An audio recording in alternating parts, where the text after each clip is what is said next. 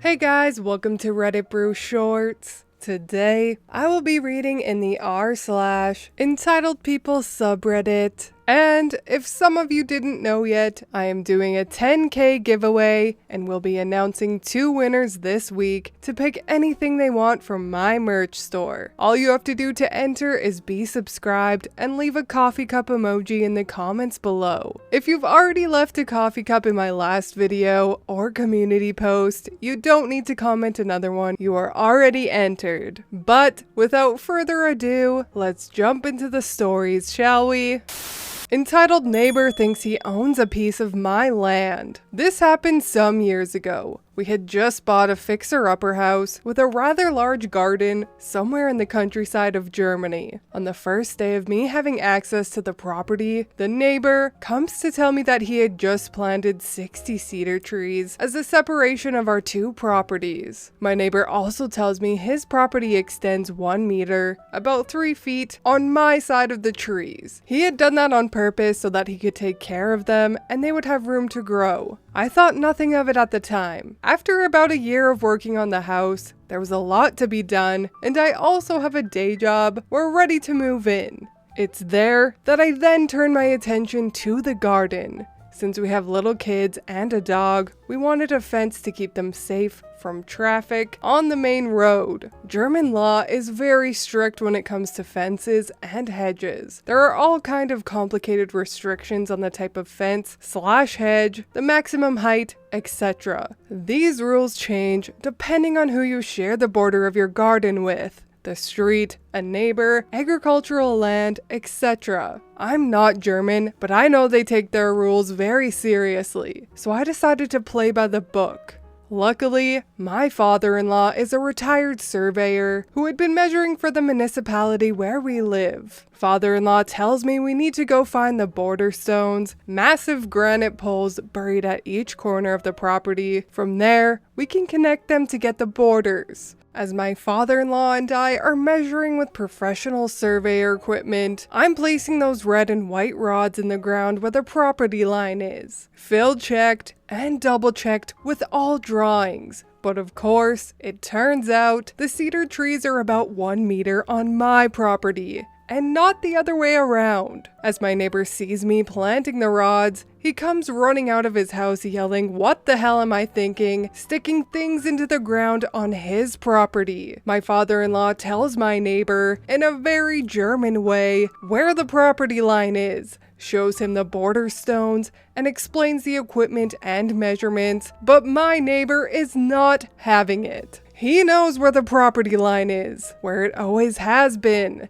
and we were wrong. My father-in-law tells him that he is a pro that knows how to survey land, and that he's never been wrong, and that he's certainly not wrong now. My neighbor, feeling cornered, pivots and says that we have moved the border stones. Moving those stones is near impossible. They're heavy and go deep into the ground, and is a serious offense in Germany. My father-in-law tells my neighbor to call the police, but that he better be ready to back up his claim with evidence or he'd be in trouble. My neighbor runs off steaming. About a month later, I see a team of 3 people in safety vests and helmets surveying my property. Turns out, my neighbor paid 4,000 to 5,000 euro to get back at me. A week later, my neighbor tells me in a soft, defeated voice that my father-in-law was indeed right about where the line is, but in all the years that he had lived there, he thought it was somewhere else. I tell my neighbor that I understand, and no problem,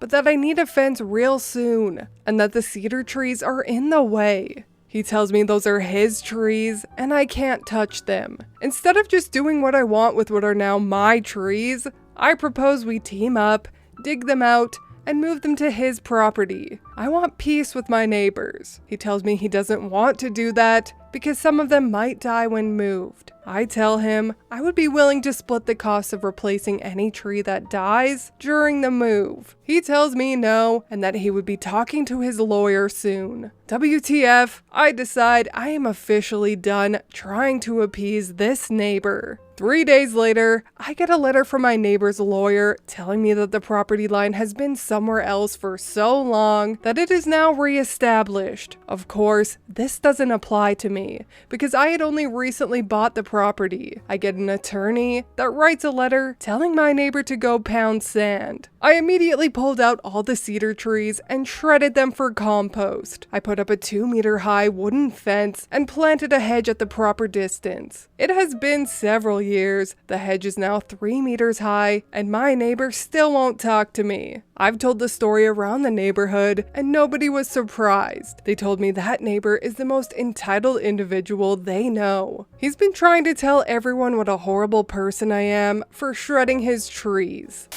I have mixed feelings about this one. Sure, the neighbor could have been more compliant and is definitely an ass for putting up such a fuss. But the trees! I would have just put up the fence and kept the trees on my property. Why did the poor trees have to die? I don't like the neighbor for being a malicious dickhead, but I also don't like OP for killing trees for no reason. I'm a hippie, okay? Sorry, not sorry. Dear sir, please remove your fence. While retrieving my mail shortly after moving into my new home, there was a flyer attached to the mailbox post. I read the flyer with interest, finding that it was from the neighbor who purchased the model home at the entrance of our subdivision. The flyer was addressed to all members of the Homeowners Association and essentially informed us that the HOA was using our HOA dues to sue him for not removing a fence from his front yard. The builder erected the chestnut rail fence around the front yard of the model home when it was built, and the purchaser never thought anything about it. A contingent of HOA officers notified him that he had 24 hours to remove the fence or face a lawsuit. Having already faced the wrath of the HOA myself, I stopped at his home to talk to him. After ascertaining the preceding information, I informed him that anything existing on the closing date of the real estate transfer was grandfathered in, and therefore the fence was legal. I then proceeded to show this to him in the covenants. At the time, I was an editor with the local newspaper and asked if he minded my writing an article about this incident in the newspaper. He readily agreed, and I went off to discuss it with the managing editor. Between us, we decided to run a little series of articles about HOAs and the little Hitlers who run them, highlighting this incident. The series ran 7 weeks on the editorial page, during which time the court case was held and the homeowner won, with the HOA having to pay his legal expenses. He told me that had they asked, he would have removed the fence with no problem, but he was a retired colonel in the US Army and was not used to being ordered to do things. 36 years later, the fence is still there. How glorious. When HOA gets their bullcrap thrown back in their faces, it's just the best. HOAs are extremely rare in Canada. They usually only exist with condos or gated communities, and even then, they are rare. We just have bylaws that if you aren't maintaining your lawn or your house/backyard visibly looks like a junkyard and enough people complain about it, you'll get a warning, and then if you don't fix it, you'll get a fine. So yeah, when I found these HOA subreddits and started reading about some of the insane instances, I was just flabbergasted at how a group of power-tripping Karens with no credentials get to decide how your house looks. It sounds absolutely terrible because Karens are the last people that should be deciding anything. But anyways, that is all from me today. Again, if you want to be entered for the merch giveaway and you haven't entered yet, just subscribe and leave a coffee cup emoji in the comments and I will pick 2 winners this week. Hope you enjoyed the video and I will see you in the next one. Bye!